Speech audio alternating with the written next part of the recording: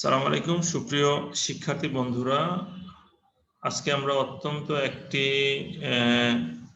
Common নেফ্রোলজিক্যাল disease নিয়ে discussion করব, যেটা তোমাদের লং কেসে ইনভেরিয়েবলি থাকে। প্রত্যেকেই এই কেসটা ফেস করতে হয় এবং পরবর্তী সময়ে এই পেশেন্টগুলো তোমাদেরকে দেখতে হবে। আজকের টপিক হচ্ছে নেফ্রোটিক সিনড্রোম।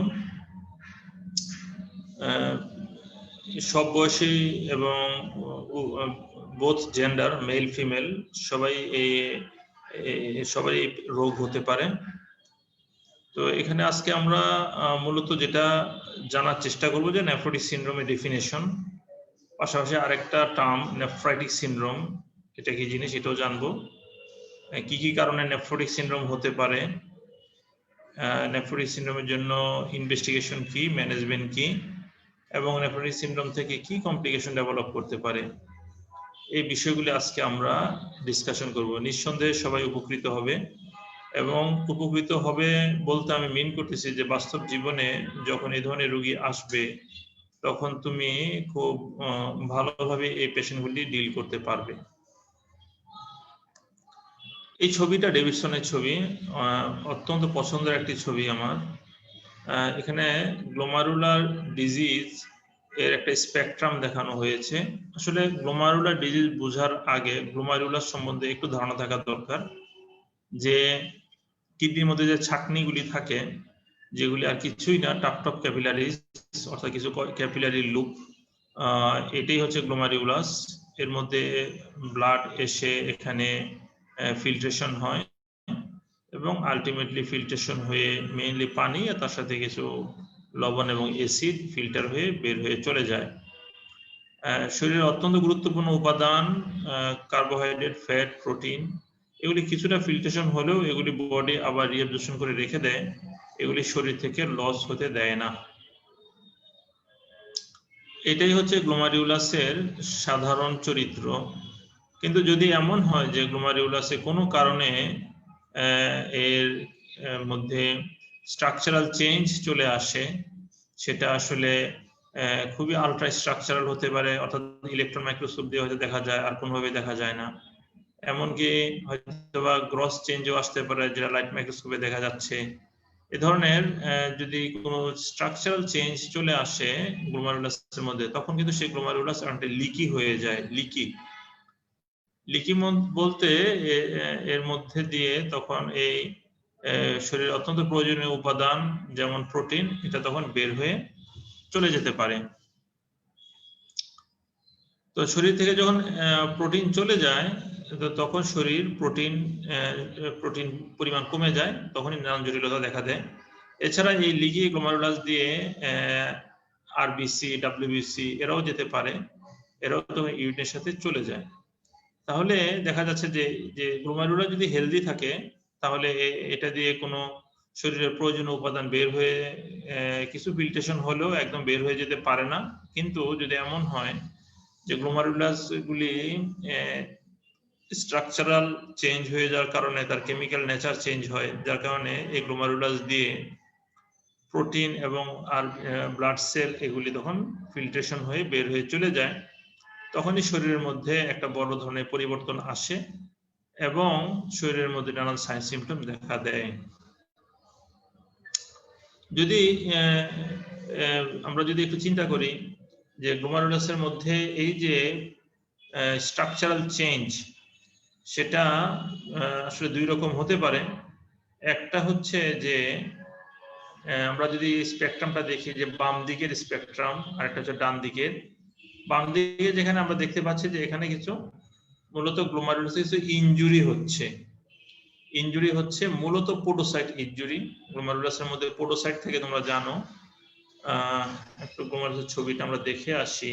এই যে গ্লোমারুলাসের ছবিটা দেখো, এখানে টাপটপ ক্যাপিলারি, যেখানে যেটা ক্যাপিলারি, ইফারেনাটারিউল, এখানে অনেকগুলি ক্যাপিলারি থাকে এবং এই ক্যাপিলারি গায়ের মধ্যে পোডোসাইট থাকে। বন্ধুরা, এই পোডোসাইট গুলি কিন্তু মডিফাইড এপিথেলিয়াল সেল। আসলে এই পোডোসাইট গুলিতে যদি কোনো রকম কোনো ইনজুরি হয়, তাহলেই কিন্তু ম্যাসিভ প্রোটিনুরিয়া শুরু হয়। পোডোসাইট মানে প্রোটিন লস, মনে রাখবা। পোডোসাইট ইনজুরি মানে হচ্ছে প্রোটিন লস। যদি কোনো কারণে পোডোসাইট ইনজুরি হয়, যে পোডোসাইট দেখা যাচ্ছে এখানে, এই পোডোসাইট ইনজুরি হওয়া মানেই হচ্ছে এই ক্যাপিলারিগুলি তখন আর প্রোটিন হোল্ড করে রাখতে পারে না। এদিক দিয়ে ব্লাড ঢুকে, এদিক দিয়ে ঢোকার পরে প্রোটিন এখানে ব্লাড থাকে, ব্লাডে প্রোটিন থাকে, এরপর এদিক দিয়ে বের হয়ে চলে যায়, মাঝখানে ফিল্ট্রেশন হয়। এই পোডোসাইটগুলি কিন্তু প্রোটিনগুলিকে আগলে রাখে। কিন্তু যদি এই পোডোসাইট ইনজুরি হয় তখন কিন্তু ওই প্রোটিনগুলি তখন আলটিমেটলি এখান দিয়ে ফিল্ট্রেশন হয়, হয়ে ইউরিন দিয়ে পাস করে চলে যায়। এখন এই গ্লোমারুলাসের মধ্যে বিভিন্ন ধরনের প্যাথোলজি হতে পারে। বিভিন্ন ধরনের প্যাথোলজির কারণে বিভিন্ন রকম পরিবর্তন আসবে, এবং বিভিন্ন রকম পরিবর্তনের কারণে আলটিমেটলি বিভিন্ন ধরনের গ্লোমারুলার ডিজিজ ডেভেলপ করতে পারে। তাহলে আমরা যদি আবার সেই ছবিতে ফিরে আসি, তাহলে এমন হতে পারে যে গ্লোমারুলাসের মধ্যে এত ছোট, এত অল্প পরিবর্তন যে সেটা লাইট মাইক্রোস্কোপে দেখাই যাচ্ছে না। তো লাইট মাইক্রোস্কোপে যদি দেখা না যায় তারপরেও পরিবর্তন আছে, সেটা হচ্ছে যে পোডোসাইটের যে ফুড প্রসেস থাকে, ছোট ছোট পায়ের আঙ্গুলের মতো থাকে, এই ওগুলির মধ্যে কিছু ইনজুরি হতে পারে, যেটা ইলেকট্রন মাইক্রোস্কোপ দিয়ে হয়তো কিছুটা দেখা যায়, কিন্তু অন্য কোনো ভাবে দেখা সম্ভব না। যেহেতু এটা একটা পরিবর্তন, চেঞ্জ, কিন্তু অত্যন্ত অল্প পরিবর্তন, কাজে মিনিমাম চেঞ্জ, এটাকে বলা মিনিমাল চেঞ্জ নেফ্রোপ্যাথি অথবা মিনিমাল চেঞ্জ ডিজিজ। নামটা শুনেই খুব বোঝা যাচ্ছে যে নেফ্রোপ্যাথি মানে গ্লোমারুলোপ্যাথি বা গ্লোমারুলার ডিজিজ। এটা গ্লোমারুলার চেঞ্জ আসছে, তবে সেটা খুবই মিনিমাম, এতই মিনিমাম যে এর মধ্যে লাইট মাইক্রোস্কোপে কিছুই দেখা যায় না, ইলেকট্রন মাইক্রোস্কোপ দিয়ে কিছুটা ফুড প্রসেসে চেঞ্জ দেখা যায়। তারপরেও যেহেতু এটা পোডোসাইটের চেঞ্জ বা পোডোসাইট ইনজুরি, কাজে ম্যাসিভ প্রোটিনুরিয়া হয়ে যায়। তাহলে এটা হচ্ছে এক ধরনের, এখানে কোনো ইনফ্লেমেশন নাই বন্ধুরা, কোনো ইনফ্লেমেশন নাই, যার কারণে এটাকে নেফ্রোটিক সিনড্রোম বলা হচ্ছে। এভাবে বিভিন্ন রকমের গ্লোমারুলার চেঞ্জের কারণে আলটিমেটলি প্রোটিন লস হতে পারে। এখানে মূলত দেখো প্রোটিনুরিয়া হচ্ছে। অন্যদিকে দেখো একটু বন্ধুরা, এদিকে দেখো, এখানে হয় কি, এই পাশে এটা হলো নেফ্রাইটিক সিনড্রোম। তুমি যদি একটু শব্দটা বোঝার চেষ্টা করো, নেফ্রাইটিক শব্দটা আসছে নেফ্রাইটিস থেকে। নেফ্রাইটিস মানে হচ্ছে ইনফ্লেমেশন ইন দ্য নেফ্রন, মানে ইনফ্লেমেশন ইন দ্য গ্লোমারুলাই মিন করতেছে মূলত। তো গ্লোমারুলাসের মধ্যে যদি ইনফ্লেমেশন হয় তাহলে আলটিমেটলি কি হবে, সেখানে ইনজুরি হবে, ইনজুরি হয়ে আলটিমেটলি সেখানে ব্লিডিং হবে। যে কোনো জায়গায় ইনজুরি হলে ব্লিডিং হয়, সেখানে ব্লিডিং যদি হয় তাহলে হিমাচুরিয়া হবে, এবং renin angiotensin aldosterone system over activation হওয়ার কারণে হাইপারটেনশন হবে। তো এখানে মূলত ইনফ্লেমেশন থাকে, হিমাচুরিয়া থাকে, হাইপারটেনশন থাকে। আর তোমরা জানো ইনফ্লেমেশন যেখানে হয় সেখানে আলটিমেটলি ফাংশিও লেসা হয়, অর্থাৎ এখানে লস অফ ফাংশন হয়। আর ফাংশন যখন লস হয়ে যায় তখন আলটিমেটলি তার যে অ্যাক্টিভিটি ছিল সেটা হয় না। তো আমরা জানি কিডনির একটা অ্যাক্টিভিটি ছিল ফিল্ট্রেশন, গ্লোমারুলাসের ফাংশন ছিল ফিল্ট্রেশন। তো ফিল্ট্রেশন হয় না তখন, তো ফিল্ট্রেশন যদি না হয় তা আলটিমেটলি ইউরিনের পরিমাণ কমে যাবে। ইউরিনের পরিমাণ কমে গেলে অলিগুরিয়া হবে বা অ্যানুরিয়া হতে পারে, তাহলে আলটিমেটলি অলিগুরিয়া অ্যানুরিয়া হবে। আর যাই কিছু ইউরিন হয় সেটা ব্লাড হিমাচুরিয়া হওয়ার কারণে, এবং renin angiotensin aldosterone system over activation হওয়ার কারণে আলটিমেটলি কি হচ্ছে, হাইপারটেনশন হচ্ছে।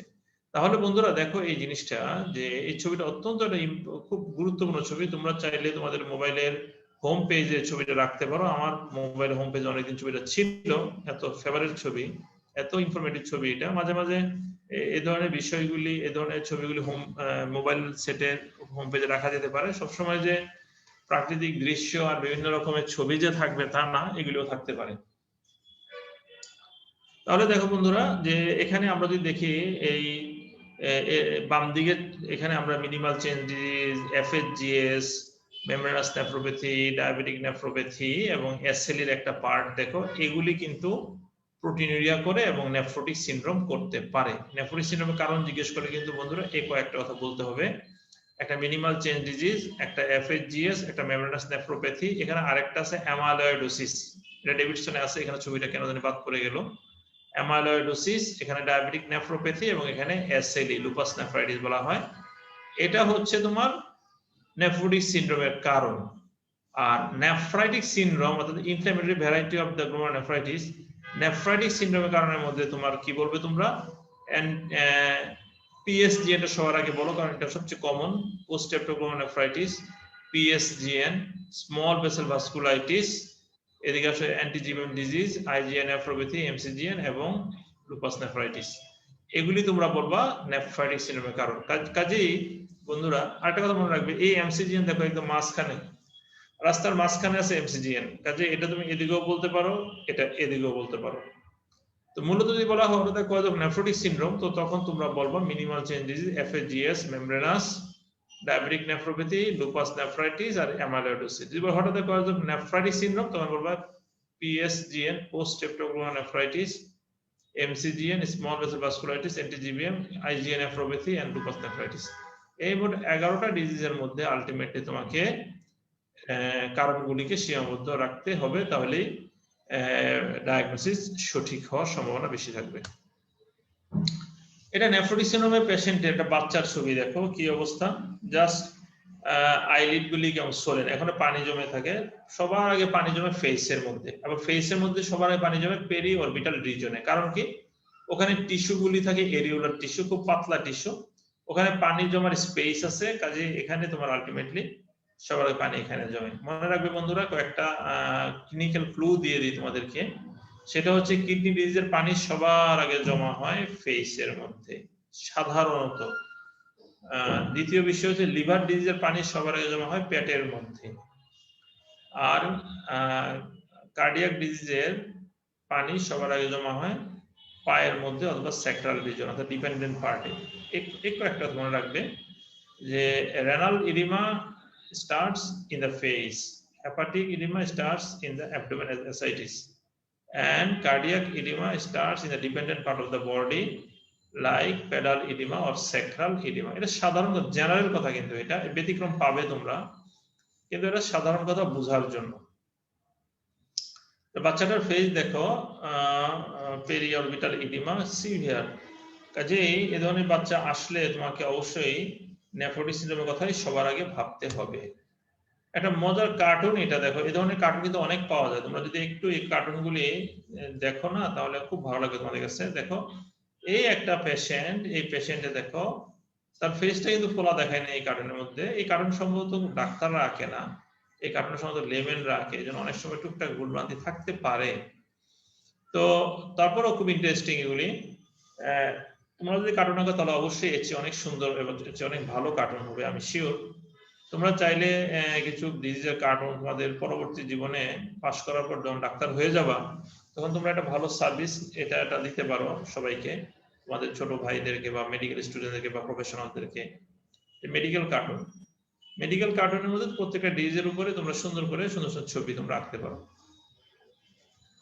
তো এখানে দেখো যে পেশেন্টের পা দুটা ফোলা, পেরিফেরাল এডিমা, ফেসিয়াল এডিমাও থাকে, এবং এই পেশেন্টের দেখো যে ইউরিনের মধ্যে প্রচুর প্রোটিন, ম্যাসিভ প্রোটিন ইউরিয়া এই পেশেন্টের।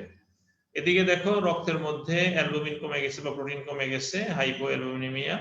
এবং অ্যালবুমিন যখন কমে যায় তখন একটা বিশেষ মেকানিজমে শরীরের মধ্যে লিভার প্রচুর প্রোটিন ফ্যাট তৈরি করা শুরু করে এবং ডিসলিপিডিমিয়া দেখা দেয়। তাহলে মূলত এটা হচ্ছে নেফ্রোটিক সিনড্রোম, জেনারেলাইজড ইডিমা, তার সাথে হাইপো অ্যালবুমিনেমিয়া, ম্যাসিভ প্রোটিনুরিয়া, এই তিনটা হলো মেইন, আর তার সাথে ডিসলিপিডিমিয়া এটা চতুর্থ। তাহলে আমরা মাত্র বলে আসলাম নেফ্রোটিক সিনড্রোম, মোর দেন 3.5 গ্রাম পার ডে প্রোটিনুরিয়া, এলডিএল অর্থাৎ ডিসলিপিডিমিয়া থাকবে, জেনারেলাইজড ইডিমা থাকবে, হাইপো অ্যালবুমিনেমিয়া থাকবে। তাহলে তোমার পরীক্ষার সময় সবার আগে যেটা বলবা ম্যাসিভ প্রোটিনুরিয়া মোর দেন 3.5 গ্রাম পার ডে, এটা বলবো জেনারেলাইজড ইডিমা, হাইপোঅ্যালবুমিনেমিয়া, এই তিনটা। তারপর 4 নম্বর হচ্ছে ডিসলিপিডিমিয়া।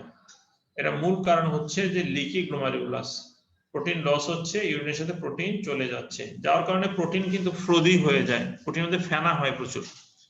এমনিতেই প্রস্রাবে ফেনা হতে পারে, কিন্তু এই নেফ্রোটিক সিনড্রোম পেশেন্টের যে প্রস্রাবে ফেনা এটা অনেকক্ষণ পারসিস্ট করতে পারে। পেশেন্ট যদি জিজ্ঞেস করো যে আপনার প্রস্রাবে ফেনা কেমন হয়, তো অনেক সময় পেশেন্ট বলে যে প্রস্রাবে অনেক ফেনা হয় আমার। তাহলে এই গ্লোমারুলার ডিজিজ গুলি তাহলে আমরা দেখতে পাচ্ছিলাম যে নেফ্রোটিক প্রেজেন্টেশন নিয়ে আসে একদিকে, যেমন অন্যদিকে নেফ্রাইটিক প্রেজেন্টেশন নিয়ে আসে, দুই ধরনের প্রেজেন্টেশন নিয়েই আসতে পারে। বন্ধুরা অনেক সময় এমন হয় যে নেফ্রোটিকের সাথে কিছুটা নেফ্রাইটিক প্রেজেন্টেশন একসাথে থাকে, অর্থাৎ পেশেন্টের ম্যাসিভ প্রোটিনুরিয়া, জেনারেলাইজ ইডিমা, তারপরে হাইপোঅ্যালবুমিন এবং ডিসলিপিডিমিয়া এগুলি থাকে, তার সাথে কিছু আরবিসি থাকে, হাই প্রেশার থাকতে পারে। এটা কিন্তু এসএলইতে প্রচুর হয়। তোমরা যদি একটু ছবিটা একটু দেখো, এসএলই রোগটা দেখো, একদম এই দিক থেকে শুরু করলো এই দিকে শেষ হয়ে গেল। কাজে এই পেশেন্টের কি হবে বলো?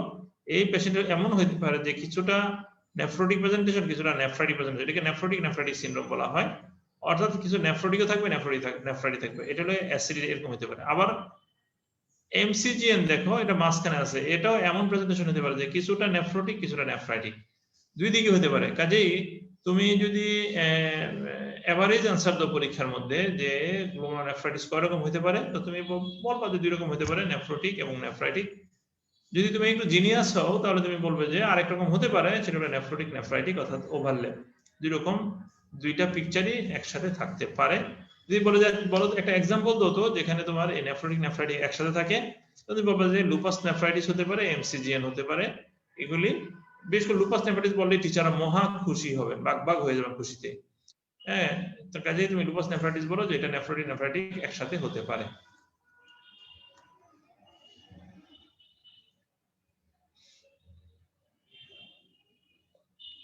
তো আমরা যে প্যাথোলজির কথা বললাম, সেই প্যাথোলজির কারণে গ্লোমেরুলাসের মধ্যে আলটিমেটলি এটা পারমিয়েবল হয়ে লিকি হয়ে যায়, এখান থেকে প্রচুর প্রোটিন লস হয়ে যায়। আমরা ট্রায়াড দেখলাম, মূলত ম্যাসিভ প্রোটিনুরিয়া, হাইপোঅ্যালবুমিন এবং জেনারেলাইজ ইডিমা, তার সাথে ডিসলিপিডিমিয়া থাকতে পারে। অ্যালবুমিন সাধারণত 25 গ্রামের নিচে থাকে, লেস দেন 25 গ্রাম পার লিটার। অনেক সময় 24 আওয়ার্স ইউরিন করার সুযোগ থাকে না, বিশেষ করে বাচ্চাদের ক্ষেত্রে কিন্তু 24 আওয়ার্স ইউরিন করা যায় না। তখন কিন্তু স্পট ইউরিন স্যাম্পল নিয়ে টেস্ট করতে হয়। অনেক সময় স্পট ইউরিনে যদি দেখা যায় পিসিআর, প্রোটিন ক্রিয়েটিন রেশিও মোর দেন 300 মিলিগ্রাম হয়, তাহলে কিন্তু আমরা নেফ্রোটিক সিনড্রোম বলতে পারি। এই পেশেন্টগুলি আসলে কিভাবে প্রেজেন্ট করে? একটা হচ্ছে যে দেখো, ইনিশিয়ালি পেরি অরবিটাল ইডিমা নিয়ে আসতে পারে নেফ্রোটিক সিনড্রোমের পেশেন্ট, অর্থাৎ চোখের চারদিকে ফোলা। অনেক সময় পা ফোলা নিয়ে আসতে পারে পেশেন্ট। পরবর্তীতে স্ক্রোটাল ইডিমা নিয়ে আসে, খুব ইম্পর্টেন্ট কিন্তু। পেশেন্টগুলি তোমাকে হয়তো অন্য লোকের সামনে বলতে চাবে না, মনে হয় কি জানি বলতে চায় তোমাকে, কিন্তু লোকজন সামনে যেন বলতে চায় না। তো তুমি পেশেন্টের এই অ্যাপিয়ারেন্স, তোমাকে পেশেন্টের অ্যাপিয়ারেন্স তোমাকে বুঝতে হবে যে পেশেন্ট তোমাকে কিছু বলতে চান ভেরি প্রাইভেটলি। তো লোকজন সরাই দেওয়ার পর সে বলবে যে ডাক্তার সাহেব, আমার জেনিটালিয়া তো অনেক ফুলে গেছে। জেনিটালিয়া একদম স্ক্রোটাল ইডিমা হয়, প্যানাল ইডিমা হয়, এগুলি অ্যালবুমিন কম হওয়ার কারণে হচ্ছে এবং সোডিয়াম রিটেনশন হওয়ার জন্য হয়। ওইদিকে অ্যাসাইটিস, পেটে পানি আসতে পারে, অ্যানাসালকে পুরো শরীরে পানি, ইউরিনটা ফ্রোজি হবে এবং কি হবে, পেশেন্টের লেথার্জি হবে, যেহেতু পেশেন্টের প্রচুর প্রোটিন চলে যাচ্ছে শরীর থেকে, ফ্যাটিকনেস হতে পারে, পেশেন্টের রিডিউসড অ্যাপেটাইট হতে পারে। যদি গ্লোমেরুলাসের মধ্যে ইনফ্লামেশন থাকে, মনে করে অ্যাসিলি একটা ইনফ্লামেশন থাকে, পেশেন্টের ইনফ্লামেশন থাকলে অ্যাপেটাইট কমে যায়। তাহলে আলটিমেটলি এই পেশেন্টগুলি সোয়েলিং নিয়ে আসলে একটা ছোট প্রশ্ন আছে এখানে অবশ্য তোমাদের জন্য, যে এই সোয়েলিং নিয়ে আসলে তোমরা কি কি ডিজিজ ভাববে। এটা কিন্তু তোমাদের লং কেসের মধ্যে একদম ইনভেরিয়েবলি জিজ্ঞেস করবে যে একটা পেশেন্ট সোয়েলিং নিয়ে আসলো, তুমি তোমার পেশেন্টকে বলছো নেফ্রোটিক সিনড্রোম, এটা আর কি কি হতে পারে। তো আমরা ডিফারেনশিয়াল ডায়াগনোসিস সেটা আলাপ করবো। তো আপাতত আমরা নেফ্রোটিক সিনড্রোম প্রেজেন্টেশন বললাম। তুমি পেশেন্টে এক্সামিন করো, দেখবা যে ইডিমা আছে পেশেন্টের, পিটিং ইডিমা বাইল্যাটারাল। বন্ধুরা একটু কথা বলি, বাইল্যাটারাল পিটিং ইডিমা নেফ্রোটিক সিনড্রোমের পেশেন্টের থাকবে। কিন্তু যদি দেখা যায় যে দুইটা পাই ফোলা, ডান পা বেশি ফোলা, বাম পা একটু কম ফোলা, অথবা বাম পা বেশি ফোলা, ডান পা একটু কম ফোলা, অথবা দুইটা পাই ফোলা কিন্তু একটা বেশি একটা কম, তাহলে আমরা কি ভাববো? কেউ কি একটু গেস করতে পারো? যদি কোনো পেশেন্টের দুইটা পাই ফোলা থাকে কিন্তু একটা কম একটা বেশি, নেফ্রোটিক সিনড্রোমের ক্ষেত্রে তখন আমরা কি ভাববো? যেই পাটা বেশি ফোলা থাকে সেখানে হয়তো বা ডিবিটি থাকতে পারে, ডিপ ভেন থ্রম্বোসিস। তোমরা জানো নেফ্রোটিক সিনড্রোমে পেশেন্টের অনেক সময় ভেনাস থ্রম্বোসিস হয়। তো সেক্ষেত্রে যদি এই ইডিমার উপর যদি ভেনাস থ্রম্বোসিস থাকে, তাহলে তোমাকে আলটিমেটলি এই পেশেন্টের ডিবিটি ভাবতে হবে যদি ইউরিনারি লেগ সোয়েলিং থাকে। বন্ধুরা এটা বোঝা এবং খেয়াল করা অত্যন্ত প্রয়োজন। কারণ কি? কারণ হচ্ছে তুমি এসে দেখলা যে দুইটা পা ফোলা, তুমি বলবে এটা নেফ্রোটিক সিনড্রোমের জন্য ফোলা, কিন্তু একটা পা কম ফোলা একটা পা বেশি ফোলা, এটা তুমি যদি খেয়াল না করো তাহলে ডিবিটি তুমি মিস করে যাচ্ছ। আর ডিবিটি মিস করলে কি হবে বন্ধুরা, এই পেশেন্ট কখনো যদি একটু হাঁটতে নেয় বা পা নাড়াচাড়া করে বা নাড়াচাড়া যদি নাও করে, তারপর হঠাৎ করে ডিবিটি থেকে এম্বোলিজম হতে পারে। ভেনাস এম্বোলিজম হয়ে আলটিমেটলি সেটা ফুসফুসে চলে আসবে, এসে প্রচন্ড শ্বাসকষ্ট হয়ে পেশেন্ট যে কোনো সময় মারা যেতে পারে সাডেনলি। তুমি পরের দিন সকালে এসে দেখবা রোগী নাই, বিছনা খালি, রোগী চলে গেছে, মারা গেছে, ডেড বডি রাত্রে নিয়ে চলে গেছে। এই যে একটু খেয়াল করলাম না আমরা যে একটা পা বেশি ফোলা একটা পা কম ফোলা, এটা রোগীর জন্য কতটা ডেঞ্জারাস হয়ে গেল। এই জন্য বন্ধুরা 2 পা ফোলা ঠিক আছে, কিন্তু একটা কম একটা বেশি কিনা এটা একটু খেয়াল করতে হবে সবসময়। ব্লাড প্রেশার নরমাল হতে পারে, ব্লাড প্রেশার রেজড হতে পারে। সাধারণত নেফ্রোটিক সিনড্রোমে যেহেতু ভাস্কুলার চেম্বার থেকে প্রোটিন চলে যাচ্ছে, কাজে প্রোটিন এখানে অসমোটিক প্রেশার কমে যায়, প্রোটিনের অভাবে প্রোটিন রক্তের মধ্যে পানিকে হোল্ড করে রাখতো, সেটা যখন চলে গেল প্রস্রাবের সাথে, রক্তের মধ্যে অ্যালবুমিন বা প্রোটিন কম, তার কারণে ফ্লুইড চলে যাচ্ছে, পেরিফেরিতে ইডিমা হচ্ছে, যার কারণে ব্লাড ভলিউম কমে যাওয়ার কারণে প্রেশার কিন্তু কমে যায়। কিন্তু যে কথা বললাম তোমাদের, যদি পেশেন্টের এমন হয় যে নেফ্রোটিক দুটো একসঙ্গে আছে, তাহলে কিন্তু বন্ধুরা পেশেন্টের renin angiotensin aldosterone system over activation হওয়ার জন্য হাইপারটেনশন থাকতে পারে। অনেক ক্ষেত্রে নেফ্রোটিক সিনড্রোম পেশেন্টের হাইপারটেনশন তুমি পেতে পারো। আবার এমন হতে পারে যে ফ্লুইড লস হতে হতে পেশেন্টের ব্লাড প্রেশার একদম কমে যেতে পারে, লো প্রেশার। কাজেই প্রেশার নেফ্রোটিক সিনড্রোমে নরমাল থাকতে পারে, লো থাকতে পারে এবং রেজ থাকতে পারে। তো জিজ্ঞেস করবে কোনটা কখন হয়, তো ব্লাড প্রেশার নরমাল থাকবে স্বাভাবিকভাবে। যদি এমন হয় যে প্রচুর ফ্লুইড লস হয়ে গেছে, তাহলে ব্লাড প্রেশার লো হবে। আর যদি দেখা যায় যে ফ্লুইড যদি দেখা যাচ্ছে রিটেনশন হচ্ছে, সোডিয়াম রিটেনশন হচ্ছে, renin angiotensin aldosterone system over activation হচ্ছে, তাহলে কিন্তু বুঝতে হবে যে পেশেন্টের হয়তো হাইপারটেনশন থাকবে। লিকোনাইকিয়া থাকতে পারে, যেহেতু আমরা জানি প্রোটিন লস হলে লিকোনাইকিয়া হয়। ব্রেথলেসনেস থাকতে পারে, এটা খুব ইম্পর্টেন্ট। নেফ্রোটিক সিনড্রোমের পেশেন্টে কেন ব্রেথলেসনেস হয়? নাম্বার 1, প্লুরাল এফিউশন থাকতে পারে, যেহেতু অ্যালবুমিন কম রক্তের মধ্যে, কাজে প্লুরাল এফিউশন হতে পারে। ফ্লুইড ওভারলোড হতে পারে, লাংসের মধ্যে পালমোনারি ইডিমা হতে পারে। দুইটা কিডনিতে অ্যানাসার্কা কি বলে, নেফ্রোসার্কা বলা হয় এটাকে, নেফ্রোসার্কা, অর্থাৎ কিডনি দুইটা এডিমাটাস হয়ে একেআই হতে পারে, ভলিউম লস হয়ে একেআই হতে পারে। এছাড়া যেটা বললাম পালমোনারি থ্রম্বোএম্বোলিজম, এটা দেখো লিখে নাই এখানে, পালমোনারি থ্রম্বোএম্বোলিজম হয়ে পেশেন্টের হঠাৎ করে শ্বাসকষ্ট হতে পারে। এছাড়া আরো ব্যাখ্যা আছে কেন শ্বাসকষ্ট হতে পারে। পেরিকার্ড ডিফিউশনে শ্বাসকষ্ট হতে পারে পেশেন্টের, কাজে অনেক কারণে কিন্তু শ্বাসকষ্ট হতে পারে। এই দেখো বন্ধুরা ডিবিটির কথা বলে দিচ্ছে, কিন্তু পরে ডিবিটি হতে পারে পেশেন্টের, পালমোনারি এম্বোলিজম হতে পারে, এটা বলা দরকার নেই, ইনফেকশন না বললেও চলবে। এছাড়া হতে পারে জ্যান্থমা, এই কারণে যে ডিসলিপিডিমা থাকে ওটার জন্য জ্যান্থমা হলেও হতে পারে। এখন তুমি তোমার প্র্যাকটিক্যাল বা ক্লিনিক্যাল লাইফে নেফ্রোটিক সিনড্রোমের পেশেন্ট যখন ডিল করবে, তখন এমন হতে পারে যে ইয়াং লেডি নেফ্রোটিক সিনড্রোম নিয়ে আসছেন, ইয়াং মেল নেফ্রোটিক সিনড্রোম নিয়ে আসছেন, ছোট বাচ্চা নেফ্রোটিক সিনড্রোম নিয়ে আসছে, এল্ডারলি পেশেন্ট নেফ্রোটিক সিনড্রোম নিয়ে আসছে। বন্ধুরা খুব ইন্টারেস্টিং যে এগুলি কিন্তু এক নয়, যদিও সবই নেফ্রোটিক সিনড্রোম, কিন্তু এক একটার কারণ এক এক রকম। যদি ইয়াং লেডি তোমার কাছে কখনো নেফ্রোটিক সিনড্রোম নিয়ে আসে, প্লিজ বন্ধুরা লুপাস নেফ্রাইটিস অবশ্যই ভাববা, এটা মিস করাই যাবে না। লুপাস নেফ্রাইটিস অ্যাসিলি ভাবতে হবে। যদিও পেশেন্টের joint pain, oral ulceration, alopecia, skin rash এগুলি থাকে, তাহলে তো খুব সহজ তোমার জন্য বোঝা যে এটা অ্যাসিলি থেকে লুপাস নেফ্রাইটিস। যদি নাও থাকে তারপরেও তোমাকে ভাবতে হবে যে পেশেন্টের লুপাস নেফ্রাইটিস তোমাকে খুঁজতেই হবে। ইয়াং রিপ্রোডাক্টিভ লেডি যদি নেফ্রোটিক সিনড্রোম নিয়ে আসেন, তাহলে তোমাকে অবশ্যই লুপাস নেফ্রাইটিস ভাবতে হবে। ইয়াং মেল যদি তোমার কাছে নেফ্রোটিক সিনড্রোম নিয়ে আসেন, তাহলে আমরা সাধারণত লুপাস নেফ্রাইটিস ভাবি না, কারণ তোমরা জানো লুপাস নেফ্রাইটিসে male female ratio 1:9। Young male যদি আসে তাহলে আমরা এফএসজিএস ভাববো। যদি ছোট বাচ্চা তোমার কাছে আসে তাহলে আমরা মিনিমাল চেঞ্জ ডিজিজ ভাববো। যদি বয়স্ক মানুষ তোমার কাছে নেফ্রোটিক সিনড্রোম নিয়ে আসেন, তাহলে মেমব্রেনাস নেফ্রোপ্যাথি এবং অ্যামাইলোইডোসিস ভাবতে হবে। অ্যামাইলোইডোসিস কিন্তু বন্ধুরা তোমরা ভাবতেছো এটা কি একটা রেয়ার ডিজিজের কথা বলতেছেন স্যার আপনি, আসলে কিন্তু না। মেমব্রেনাস নেফ্রোপ্যাথি খুবই কমন বয়স্কদের ক্ষেত্রে। অ্যামাইলোইডোসিস কিন্তু এটা একটা, যেমন একটা মাল্টিপল মায়োলোমা হলো, সেখান থেকে অ্যামাইলোইডোসিস হয়, কিন্তু সেখান থেকে নেফ্রোটিক সিনড্রোম হয়। রোগটা মূলত মাল্টিপল মায়োলোমা, সেখান থেকে হচ্ছে অ্যামাইলোইডোসিস, সেখান থেকে হচ্ছে নেফ্রোটিক সিনড্রোম। তাহলে আর যদি কোনো diabetic patient, long standing diabetes অথবা আনকন্ট্রোল ডায়াবেটিস, হিস্ট্রি শর্ট হোক কোনো অসুবিধা নাই, এ ধরনের ডায়াবেটিক পেশেন্ট যদি তোমার কাছে আসেন এরকম সোয়েলিং নিয়ে, তাহলে ডায়াবেটিক নেফ্রোপ্যাথি ভাববা, এবং সেটাও এক ধরনের নেফ্রোটিক সিনড্রোম। ঠিক আছে, তাহলে তোমাকে একটু দেখতে হবে পেশেন্টের বয়সটা কেমন, মেল ফিমেল কেমন, এটা দেখতে হবে, পেশেন্ট ডায়াবেটিস আছে কিনা দেখতে হবে। তাহলে এভাবে তুমি ভাবতে পারো যে পেশেন্টের কি কারণে নেফ্রোটিক সিনড্রোম হলো, একটু আইডিয়া করতে পারো।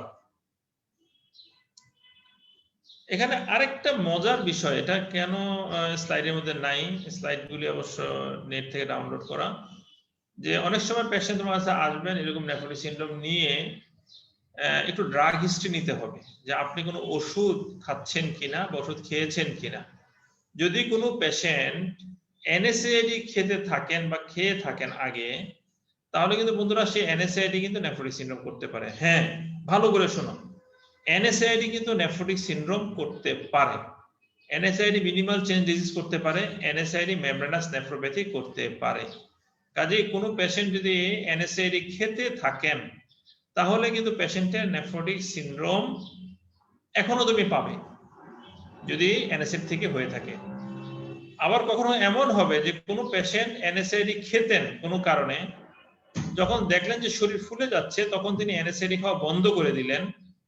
এখন তোমার কাছে উনি আসলেন, ফোলা রয়ে গেল, কিন্তু যেহেতু উনি এনএসআইডি খাওয়া বন্ধ করে দিলেন, কাজেই ওনার প্রোটিনিউরিয়া এখন আর তুমি পাচ্ছ না। কেমন একটা ছবি, এমন পিকচার, যে তুমি পেশেন্টের নেফ্রোটিক সিনড্রোম সাসপেক্ট করছো। কেন করছো? পেশেন্টের এনএসআইডি খাওয়ার হিস্ট্রি আছে, কিন্তু পেশেন্টের প্রোটিনিউরিয়া তুমি এখন পাচ্ছ না, কারণ উনি এখন এনএসআইডি খাচ্ছেন না। কিন্তু অ্যালবুমিন কম, ডিসলিপিডিমিয়া আছে, জেনারেল ইডিমা আছে, পেশেন্ট আগের ইউরিন আর রিপোর্টগুলি তুমি যদি খোঁজ করো, যে আপনার আগের রিপোর্টগুলি দেখান, তখন আগের রিপোর্টগুলি যদি তোমাকে যদি দেখায় তখন দেখবে তখন প্রোটিনিউরিয়া ছিল, এখন প্রোটিনিউরিয়া নাই। একটা দারুণ একটা মজার পিকচার চলে আসে তখন, যে নেফ্রোটিক সিনড্রোম কিন্তু তুমি এই মুহূর্তে প্রুভ করতে পারছো না। তোমাকে খুব ভালো করে ভাবতে হবে যে ওনার নেফ্রোটিক সিনড্রোম হয়ে গেছে, একটা এনএসআইডি ইনডিউস নেফ্রোটিক সিনড্রোম এখন নাই, কারণ উনি এখন এনএসআইডি খাচ্ছেন না। কাজে এটা এনএসআইডি ইনডিউস নেফ্রোটিক সিনড্রোম হতে পারে। আমরা বললাম এনএসআইডি কোন ধরনের নেফ্রোটিক সিনড্রোম করে, মিনিমাল চেঞ্জ ডিজিজ এবং মেমব্রেনাস নেফ্রোপ্যাথি। এছাড়া যারা হেরোইন নিয়ে আসক্ত, হেরোইনে এডিক্টেড, তাদের কিন্তু নেফ্রোটিক সিনড্রোম হতে পারে, সেটা এফএসজিএস মনে রাখবেন, ড্রাগ ইনডিউস নেফ্রোটিক সিনড্রোম সম্বন্ধে বলছি আমি। যারা হেরোইনে আসক্ত তাদের কিন্তু এফএসজিএস হতে পারে। অনেক সময় ওবেস, যারা মোটা, ওবেসিটি কিন্তু নেফ্রোটিক সিনড্রোম করতে পারে। খেয়াল করো বন্ধুরা, ওবেসিটি কিন্তু নেফ্রোটিক সিনড্রোম করতে পারে, সেটা কিন্তু এফএসজিএস হতে পারে। অনেক সময় লিম্ফোমা, একটা মেলিগনেন্সি, ওখান থেকে কিন্তু নেফ্রোটিক সিনড্রোম হতে পারে। লিম্ফোমা, হ্যাঁ, লিম্ফোমা থেকে নেফ্রোটিক সিনড্রোম হতে পারে, মিনিমাল চেঞ্জ ডিজিজ হয় লিম্ফোমা থেকে। ঠিক আছে, B virus, hepatitis B virus কিন্তু নেফ্রোটিক সিনড্রোম করতে পারে।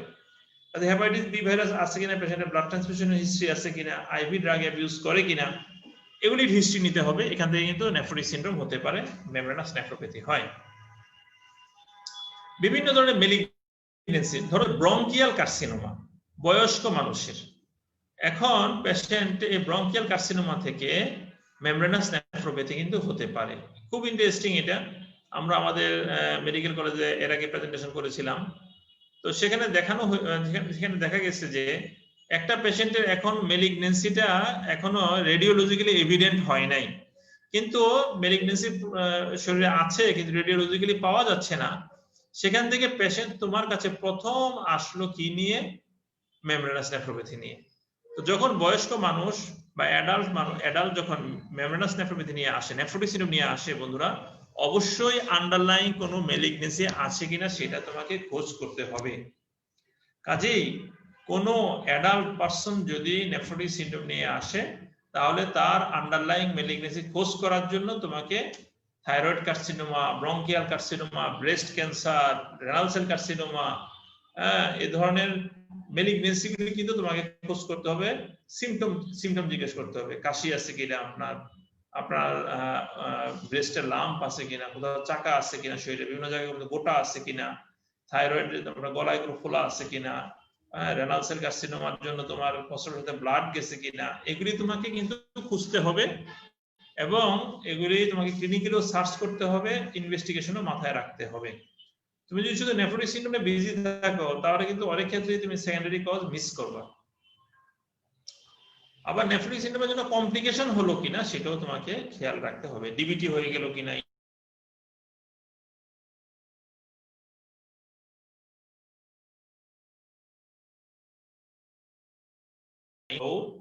One month back, then he or she noticed swelling or puffiness of the face. Subsequently, it involves the lower limbs and also the other part of the body.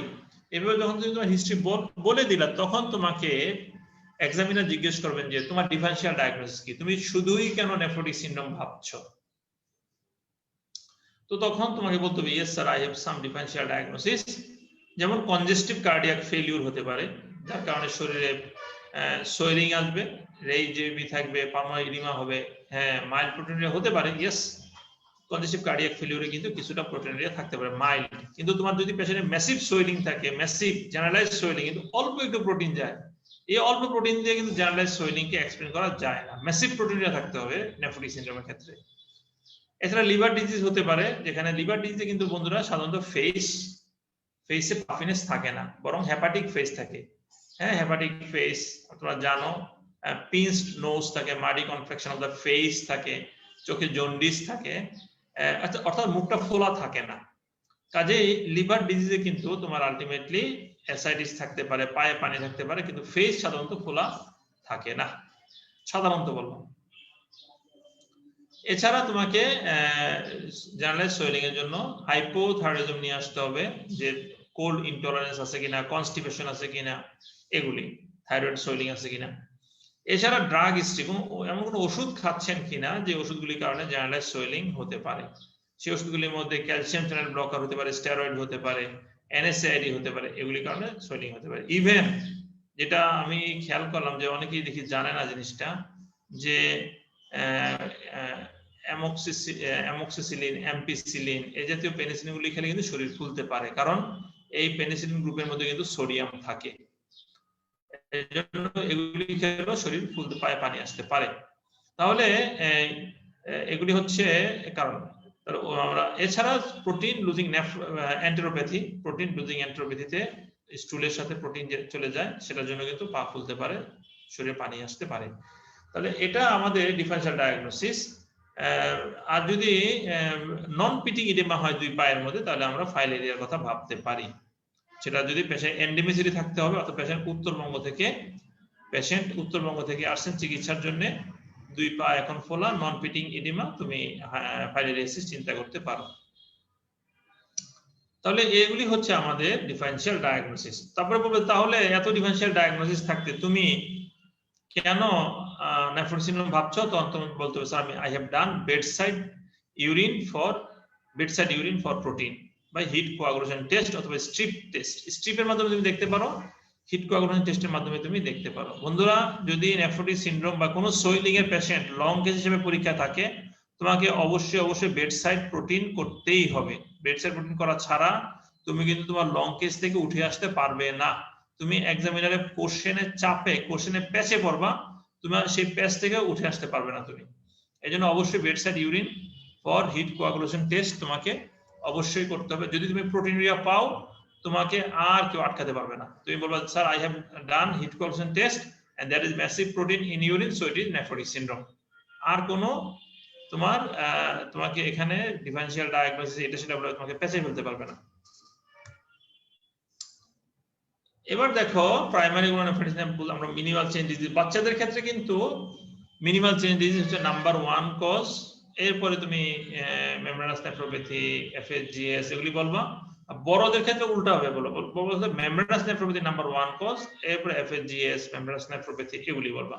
Just তুমি অন্য এই কারণগুলির মধ্যেই থাকবা, কিন্তু বাচ্চাদের ক্ষেত্রে মিনিমাল চেঞ্জেস আগে বলবা, বড়দের ক্ষেত্রে মেমব্রেনাস নেফ্রোপ্যাথি আগে বলবা, ডায়াবেটিক পেশেন্টদের ক্ষেত্রে ডায়াবেটিক নেফ্রোপ্যাথি আগে বলবা, ইয়াং লেডিদের ক্ষেত্রে লুপাস নেফ্রাইটিস আগে বলবে। ঠিক আছে? দেখো আমরা এই কারণগুলো এখানে বলা হয়েছে, যেগুলো আলাপ করলাম, যে মেলিগনেসি করতে পারে, এনএসআইডি করতে পারে, ডায়াবেটিস করতে পারে, অ্যাসিডি, সব আলোচনা হয়ে গেছে এগুলি। ইনভেস্টিগেশন ইউরিনারি করবা তোমরা প্রথমে। ইউরিনারিতে আমরা প্রোটিনুরিয়া পাবো 3+4+ প্রোটিনুরিয়া সাধারণত পাওয়া যায়। এই প্রোটিনুরিয়ার সাথে সাধারণত আরবিসি থাকে না, তাহলে এটা পিওর নেফ্রোটিক সিনড্রোম। যদি প্রোটিনুরিয়ার সাথে আরবিসি থাকে তাহলে বুঝতে হবে এটা নেফ্রোটিক সিনড্রোম, তার সাথে নেফ্রাইটিক সিনড্রোমও আছে। নেফ্রাইটিক বোঝার উপায় হচ্ছে এটা, যদি অল্প একটু প্রোটিন 1+2+ কিন্তু বেশি আরবিসি তাহলে এটা নেফ্রাইটিক সিনড্রোম, বুঝতে পারলাম? যদি ইউরিনের মধ্যে বেশি আরবিসি থাকে, আরবিসি কাজ থাকে কিন্তু অল্প প্রোটিন থাকে তাহলে এটা নেফ্রাইটিক সিনড্রোম, পেশেন্টের হাইপারটেনশন আছে। আর যদি পেশেন্টের ম্যাসিভ প্রোটিনুরিয়া থাকে কিন্তু আরবিসি নাই তাহলে এটা নেফ্রোটিক সিনড্রোম। যদি দুইটার মধ্যে কিছু কিছু থাকে, প্রোটিনুরিয়া অনেক বেশি আছে আরবিসিও আছে, তখন এটা নেফ্রাইটিক সিনড্রোম। এছাড়া আমরা পেশেন্টের কি সিরাম অ্যালবুমিন লেভেল দেখবো যে লো, সিরাম লিপিড প্রোফাইল করব, দেখবো যে লিপিড প্রোফাইল এলডিএল অনেক বেশি, ট্রাইগ্লিসারাইড অনেক বেশি। এরপর আমরা কি কারণে নেফ্রোটিক সিনড্রোম হলো সেটা খুঁজে দেখার চেষ্টা করব, ঠিক আছে? তো খুঁজে দেখার চেষ্টা কিভাবে করবো আমরা? ইয়াং লেডি হলে একটা এএনএ টেস্ট করবা, অবশ্যই অ্যান্টিডিএস ডিএনএ করবা। ইয়াং লেডি যদি আসে একটা এএনএ এবং একটা অ্যান্টিডিএস ডিএনএ টেস্ট করতে হবে তোমাকে। যদি মেমব্রেনাস নেফ্রোপ্যাথি নিয়ে আসে তোমাকে আন্ডারলাইং ম্যালিগন্যান্সি ভাবতে হবে, তখন একটা চেস্ট এক্সরে করবে। কেন? চেস্ট এক্সরে করে দেখবে যে সেখানে তোমার ব্রঙ্কিয়াল কার্সিনোমা আছে কিনা। একটা মেমোগ্রাম করতে হবে যদি লেডি হয়, ফিমেল পেশেন্ট যদি হয় এলডারলি লেডি, সেখানে তোমাকে দেখতে হবে ব্রেস্ট ক্যান্সার আছে কিনা। একটা আলট্রাসোনোগ্রাম হোল অ্যাবডোমেন করতে হবে, দেখতে হবে renal cell carcinoma, hepatocellular carcinoma, অন্য কোনো ম্যালিগন্যান্সি আছে কিনা, ঠিক আছে? এছাড়া আমরা C3C4 করি, অনেক সময় C3C4 করে আমরা অনেক সময় ধারণা করতে পারি যে কোন ধরনের নেফ্রোটিক সিনড্রোম। লো C3GN একটা লিস্ট আছে, ডেভিশন দেখবা 5টা ডিজিজ আছে যেখানে C3 কম থাকে, ঠিক আছে? যেমন MCGN এখানে C3 কম থাকবে, ইনফেকশন অ্যাসোসিয়েটেড GN C3 কম থাকবে, PSGN C3 কম থাকবে, লুপাস নেফ্রাইটিস C3 কম থাকবে। এভাবে C3 কম থাকে, ইনফেক্টিভ এন্ডোকার্ডিটিস C3 কম থাকবে, এগুলিতে C3 কম থাকে, কাজে এগুলি করা হয়। এছাড়া অ্যান্টিজিবি অ্যান্টিবডি এগুলি করা হয় অনেক, যদি তুমি সন্দেহ করে থাকো। কাজে আলটিমেটলি কিন্তু এগুলি কিডনি আলট্রাসোনোগ্রাম করে যদি দেখি যে কিডনি সাইজগুলি বড় বড়, দুইটা কিডনি বড়, তাহলে কিন্তু আমরা একটা অ্যামাইলোইডোসিস ভাবি, ডায়াবেটিক নেফ্রোপ্যাথি বা ডায়াবেটিস মেলাইটিস ভাবি। কারণ ডায়াবেটিসে কিডনি একটু বড় হয় এবং অ্যামাইলোইডোসিসে কিডনি বড় হয়। কিন্তু এগুলি দিয়ে আলটিমেটলি তুমি কোন ধরনের জিএন এটা তুমি কনফার্ম করতে পারবে না। বন্ধুরা, তুমি যদি কনফার্ম করতে চাও যে এটা কোন ধরনের জিএন বা কোন ধরনের নেফ্রোটিক সিনড্রোম, কেন হলো নেফ্রোটিক সিনড্রোম, তখন তোমাকে পেশেন্টের বায়োপসি করতে হবে। ছোট বাচ্চাদের ক্ষেত্রে সাধারণত বায়োপসি করা হয় না, কারণ হচ্ছে বায়োপসি করার ক্ষেত্রে পেশেন্টকে যেভাবে কোঅপারেটিভ হইতে হয়, পেশেন্টকে কিছু নিয়ম মানতে হয়, শ্বাস বন্ধ রাখতে হয়, শ্বাস টেনে নিতে হয়, এগুলি তো বাচ্চারা করবে না। অনেক সময় বাচ্চারা বায়োপসি রিজাল্ট দেখে ভয় পায়, এবং আমরা জানি বাচ্চারা তাদের বেশিরভাগ ক্ষেত্রে মিনিমাল চেঞ্জ ডিজিজ, কাজেই এই পেশেন্টদের বাচ্চাদেরকে আমরা বায়োপসি করি না। এটা কিন্তু পরীক্ষার মধ্যে খুব জিজ্ঞেস করে যে বাচ্চাদের কেন বায়োপসি করা হয় না। একটা হচ্ছে বাচ্চাদের ক্ষেত্রে মিনিমাল চেঞ্জ ডিজিজ হচ্ছে 80 থেকে 85% কেসে মিনিমাল চেঞ্জ ডিজিজ, কাজে বায়োপসি না করে চিকিৎসা দেওয়া হয়। বাচ্চারা কোঅপারেটিভ হয় না, এই জন্য বায়োপসি করা যায় না। এবং কোঅপারেটিভ যদি না হয় তাহলে সেখানে কিডনিতে বায়োপসি করার সময় ইনজুরি হওয়ার সম্ভাবনা বেশি থাকে, এই জন্য বায়োপসি করা হয় না।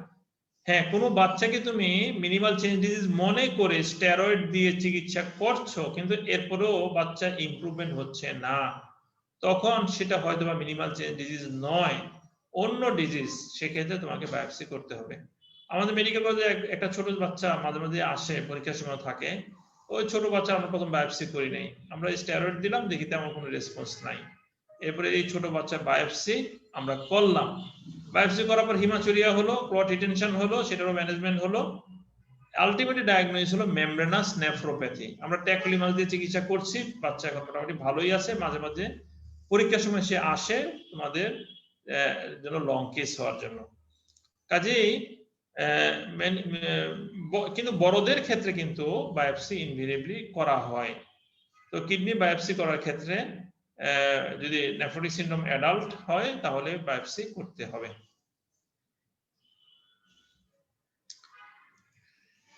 ম্যানেজমেন্টটা সহজ। প্রথমত পেশেন্টকে হসপিটালাইজ করতে হবে। নেফ্রোটিক সিনড্রোমের রোগীকে হসপিটালাইজ কেন করতে হবে? কারণ হচ্ছে নেফ্রোটিক সিনড্রোমের রোগীকে বেড রেস্ট দেওয়া লাগে, বাসায় এসে বেড রেস্টে থাকে না। তো বেড রেস্ট দেওয়ার জন্য পেশেন্টকে হসপিটালাইজ করতে হবে। আর পেশেন্ট যখন শুয়ে থাকে তখন কিডনিতে পারফিউশন বেশি হয়। তাহলে প্রথমত পেশেন্ট, আমরা জানি নেফ্রোটিক সিনড্রোমের 4টা ফিচার আমরা জানি। একটা হচ্ছে জেনারেলাইজ ইডিমা, আর একটা হচ্ছে ম্যাসিভ প্রোটিনুরিয়া, আর একটা হচ্ছে হাইপোঅ্যালবুমিন, আর একটা হচ্ছে ডিসলিপিড। তাহলে প্রথমত আমি বললাম যে জেনারেলাইজড ইডিমা। জেনারেলাইজড ইডিমার ম্যানেজমেন্ট হিসেবে পেশেন্টকে হসপিটালে ভর্তি করতে হবে, পেশেন্টের সল্ট রেস্ট্রিকশন করতে হবে, ফ্লুইড রেস্ট্রিকশন করতে হবে এবং ডায়াবেটিক্স দিতে হবে। তো ইডিমা চিকিৎসা হয়ে গেল, পেশেন্ট হসপিটালে ভর্তি করলাম, সল্ট রেস্ট্রিকশন করলাম যে আপনি খাবারের সাথে কোনো লবণ খাবেন না, তরকারি লবণে আপনার শেষ লবণ। ফ্লুইড রেস্ট্রিকশন করতে হবে, ডেইলি আপনি 1 লিটার পানি খাবেন, বা গতদিন যতটুকু প্রস্রাব হয়েছে এতটুকু পানি খাবেন। আপনি গতদিন যদি 700 প্রস্রাব হয়, আজকে 700 পানি খাবেন। তাহলে 200-300 ইনসেন্সিবল লস হয়, সেটার কারণে আস্তে আস্তে পেশেন্টের ইডিমা কমে যাবে। আর ডায়াবেটিক্স দিব আমরা, সাধারণত ইনজেক্টেবল ডায়াবেটিক্স দেওয়া হয় পেশেন্টদেরকে, ফুসেমাইড দেওয়া হয়। তো অনেক ক্ষেত্রে ফুসেমাইড যদি কাজ না করে, তার সাথে থায়াজাইড, স্পাইনোল্যাকটন অ্যাড করে আলটিমেটলি পেশেন্টকে ডায়ালিসিস করা হয়। তাহলে এই হচ্ছে মোটামুটি ইডিমার চিকিৎসা। এরপর আমরা সেকেন্ড ফিচার কি বললাম, যে লো অ্যালবুমিন, রক্তের মধ্যে অ্যালবুমিন কম, এই জন্য পেশেন্টকে বলা হয় আপনি ডিমের সাদা অংশ বেশি বেশি খাবেন, কিন্তু ডিমের কুসুম খাবেন না। কুসুমের মধ্যে কোলেস্টেরল থাকে, আপনার কোলেস্টেরলের সমস্যা। আর যদি দেখা যাচ্ছে যে পেশেন্ট ডিমের সাধারণ খেতে পাচ্ছে না, অ্যালবুমিন অনেক কম, তখন আমরা অ্যালবুমিন ইনজেকশন দিয়ে থাকি। সল্ট পুয়ার অ্যালবুমিন বা সল্ট ফ্রি অ্যালবুমিন দেওয়া হলে সে অ্যালবুমিন ব্লাডে এসে সে অসমোটিক প্রেসার বাড়িয়ে দিবে, ব্লাডের মধ্যে টিস্যু থেকে ফ্লুইড কেটে নিয়ে আসবে। এর পেছনে তুমি যদি ডায়াবেটিস দাও, তাহলে ডায়াবেটিস হবে, প্রস্রাব হবে। তাহলে হচ্ছে লো অ্যালবুমিনের চিকিৎসা। ডিসলিপিডিমিয়া আসো, ডিসলিপিডিমিয়া চিকিৎসা লিপিড লোয়ারিং এজেন্ট। যদি মনে হয় যে অল্প দিনের মধ্যেই পেশেন্ট ইমপ্রুভ করে যাবে, স্টেরয়েড রেসপন্স করছে, তাহলে কিন্তু ডিসলিপিডিমিয়ার জন্য স্ট্যাটিন দেওয়ার কোনো প্রয়োজন নাই। কিন্তু যদি দেখা যায় যে পেশেন্ট রেসপন্স করছে না, মনে হচ্ছে ডিসলিপিডিমিয়া অনেকদিন থাকবে, তাহলে কিন্তু অ্যাথেরোস্ক্লেরোসিস হতে পারে, এবং এই পেশেন্টের তখন আলটিমেটলি কমপ্লিকেশন ডেভেলপ করতে পারে অ্যাথেরোস্ক্লেরোসিস হয়ে। এই জন্য আমরা তখন স্ট্যাটিন দিয়ে দিতে পারি। 4 নাম্বার হচ্ছে যে ম্যাসিভ প্রোটিনুরিয়া, প্রোটিন যাচ্ছে। এখন প্রোটিন যাওয়া বন্ধ করতে হবে। প্রোটিন যাওয়া বন্ধ করার জন্য সাধারণত এসি ইনহিবিটর এআরবি আমরা চুজ করে থাকি। যদি পেশেন্টের হাইপারটেনশন থাকে, তাহলে তো এসি ইনহিবিটর এআরবি স্মুথলি দিয়ে দিব আমরা। কিন্তু যদি হাইপারটেনশন না থাকে, তাহলে আমরা মিনিমাম ডোজে, লো ডোজে রাত্রিবেলা একটু করে এসি ইনহিবিটর দিতে পারি। এতে প্রেসার খুব বেশি ফল করে না, কিন্তু পেশেন্টের প্রোটিনটা কমে আসে। এরপর আসো কি কারণে পেশেন্টের প্রোটিনুরিয়া হচ্ছে, সেটা বায়োপসি করে যদি আমরা বুঝতে পারি, তাহলে আমরা স্টেরয়েড দিতে পারি, অথবা স্টেরয়েড স্পেয়ারিং এজেন্ট দিতে পারি। স্টেরয়েড স্পেয়ারিং হিসেবে এখন মাইক্রোফেরোনেট, মফিটিল, অ্যাজাথায়োপ্রিন, ট্যাক্টোডিমাস এবং সাইক্লোস্পোরিন, এই ওষুধগুলি এখন খুব ইউজ হয়। যদি এগুলিতেও কোনো কাজ না হয়, তাহলে রিটুক্সিম্যাব ইনজেকশন এখন বাংলাদেশে অ্যাভেলেবল হয়ে গেছে। আমরা এই ইনজেকশন দিলে মোটামুটি নেফ্রোটিক সিনড্রোমের পেশেন্টগুলি, যেগুলি difficult to treat, steroid resistant, কোনোভাবেই ম্যানেজ হচ্ছে না, সেগুলি মোটামুটি ম্যানেজমেন্ট হয়ে যায়। এখানে যে সার্জিক্যাল, এটা বন্ধুরা সরি, এটা কে জানে, এটা হচ্ছে আমার তৈরি করা স্লাইড না। তোমরা এটা পরীক্ষার মধ্যে মোটেও বলবে না যে সার্জিক্যাল রেনাল ট্রান্সপ্ল্যান্ট। নো, এই নেফ্রোটিক সিনড্রোমে কখনোই রেনাল ট্রান্সপ্ল্যান্ট করা হবে না। নেফ্রোটিক সিনড্রোমে যদি রেনাল ফেইলিউর হয়ে আস্তে আস্তে পেশেন্টের এন্ড স্টেজ কিডনি ডিজিজ হয়, তখনই আসবে তোমার ট্রান্সপ্ল্যান্টের প্রশ্ন। এর আগ পর্যন্ত বিভিন্ন মেডিসিন এখন আছে, যে মেডিসিনগুলি আলটিমেটলি পেশেন্টের গুড ম্যানেজমেন্টের জন্য যথেষ্ট। এখন আসো কি কমপ্লিকেশন ডেভেলপ করতে পারে। এই ধরনের পেশেন্টদের ইনফেকশন হতে পারে। নেফ্রোটিক সিনড্রোমের রোগীদের ইনফেকশন হয়, যেহেতু পেশেন্টদের ইউরিনের সাথে ইমিউনোগ্লোবিউলিন চলে যায়। পরীক্ষায় বলে কি অ্যালবুমিন চলে যায়। অ্যালবুমিন চলে গেলে ইনফেকশন হয় না বন্ধুরা। অ্যালবুমিন চলে গেলে শরীর ফুলে যায়, ইডিমা হয়। ইমিউনোগ্লোবিউলিন চলে যায়, আইজিজি, আইজিএম, এগুলি চলে যায়। এগুলি চলে গেলে আলটিমেটলি পেশেন্ট ইমিউনো কম্প্রোমাইজড হয়ে যায় এবং পেশেন্টের ইনফেকশন দেখা দেয়। কোন ইনফেকশন হয়? যে কোনো ইনফেকশন হতে পারে, তবে এনক্যাপসুলেটেড অর্গানিজম দিয়ে ইনফেকশনগুলি বেশি হয়। স্ট্রেপ্টোকক্কাস নিউমোনি, মেনিনগোকক্কাস, স্ট্রেপ্টোকক্কাস, নিউমোকক্কাস, যেটাকে আমরা বলি নিউমোকক্কাস, মেনিনগোকক্কাস, হিমোফিলাস, এই ধরনের এনক্যাপসুলেটেড অর্গানিজম, যেগুলি ক্যাপসুলেটেড অর্গানিজম, এগুলি দিয়ে বেশি ইনফেকশন হয়। অনেক সময় এই পেশেন্টের অ্যাসাইটিস থাকে, তোমরা জানো। এই অ্যাসাইটিসের মধ্যে স্পন্টেনিয়াস ব্যাকটেরিয়াল পেরিটোনাইটিস হয়। তো জিজ্ঞেস করা হয় কোন জীবাণু দিয়ে হয়, উত্তর হলো নিউমোকক্কাস দিয়ে হয়, মনে যেন থাকে। এই ধরনের পেশেন্টদের যদি ইনফেকশন হয়, অ্যাসাইটিস পেরিটোনাইটিস যদি হয়, তাহলে কিন্তু সেটা নিউমোকক্কাস দিয়ে হয়। এছাড়া থ্রম্বো এম্বোলিজম হয়, মনে রাখবে বন্ধুরা। ইউরিনের সাথে অ্যান্টিথ্রম্বিন 3 চলে যায়, প্রোটিন সি চলে যায়, প্রোটিন এস চলে যায়, এবং লিভার থেকে বেশি বেশি প্রোথ্রম্বোটিক ফ্যাক্টর তৈরি হয়, যার কারণে আলটিমেটলি থ্রম্বোসিস হয়। আমার স্পষ্ট মনে পড়ে সিলেট থেকে এক মহিলা, উনি ডিবিটি নিয়ে আসছেন, এবং ওনার ডিবিটি নিয়ে আসার কারণে আলটিমেটলি কি হচ্ছে, ওনার ইউরিনের লেগ সোয়েলিং উনি নিয়ে আসছেন। আমরা প্রথম ভাবলাম যে সিম্পল ডিবিটি, পরে ইউরিন টেস্ট করে দেখা গেল যে ইউরিনের মধ্যে প্রোটিনিউরিয়া আছে। আমি আসতেছি একটু পরে। প্রোটিনিউরিয়া আছে, প্রোটিনিউরিয়া থাকার দেখা গেল আলটিমেটলি নেফ্রোটিক সিনড্রোম, কিন্তু ওইভাবে অত বেশি সোয়েলিং ছিল না। তো এটা একটা ইন্টারেস্টিং বিষয় যে আলটিমেটলি যে ডিবিটি নিয়ে অনেক সময় তোমার কাছে আসতে পারে, ইউরিন টেস্ট করে দেখা যায় যে কিছু কিছু প্রোটিন যাচ্ছে ইউরিনের সাথে, যার কারণে পেশেন্ট ডিবিটি ডেভেলপ করলো। ডিসলিপিডিমিয়া হতে পারে, এখান থেকে অ্যাথেরোস্ক্লেরোটিক চেঞ্জ হয়ে পরবর্তীতে নানান ধরনের অ্যাথেরোস্ক্লেরোটিক ডিজিজ হতে পারে, ইসকিমিক হার্ট ডিজিজ পর্যন্ত হতে পারে। আলটিমেটলি এই ধরনের এই কমপ্লিকেশনগুলি আমরা একটু মনে রাখতে চাই। আরেকটা কমপ্লিকেশন আসলে বলা উচিত ছিল, সেখানে ম্যালনিউট্রিশন। এভাবে যদি প্রোটিন শরীর থেকে চলে যায় তাহলে কি হবে বন্ধুরা, ম্যালনিউট্রিশন হবে। এই ম্যালনিউট্রিশন থেকে পরবর্তীকালে পেশেন্ট আবার ইমিউনো কম্প্রোমাইজড হয়ে যেতে পারে। এটা গেল একটা।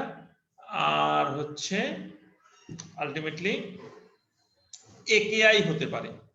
এভাবে যদি প্রোটিন চলে যায় শরীর থেকে, তাহলে শরীরের সমস্ত জায়গায় ইডিমা দেখা দেয়, কিডনির মধ্যেও ইডিমা দেখা দেয়।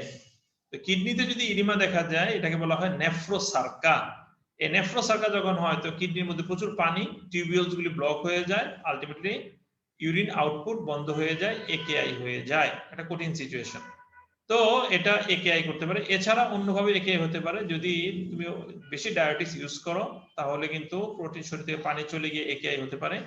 অথবা শরীর প্রোটিন কম থাকার কারণে যদি ভাস্কুলার চেম্বার থেকে অনেক বেশি ফ্লুইড লস হয়, পেরিফেরিতে চলে যায়, তাহলে কিন্তু একেআই হতে পারে। কাজেই এদের পেশেন্টের একেআই হতে পারে। তাহলে this are the complications of nephrotic syndrome.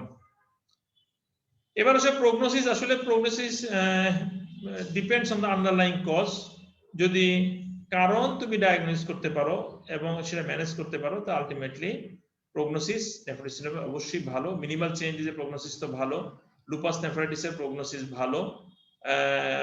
Membranous nephropathy যদি আন্ডারলাইং মেলিগনেন্সির জন্য যদি হয়, তাহলে প্রগনোসিস ভালো হওয়ার কথা না।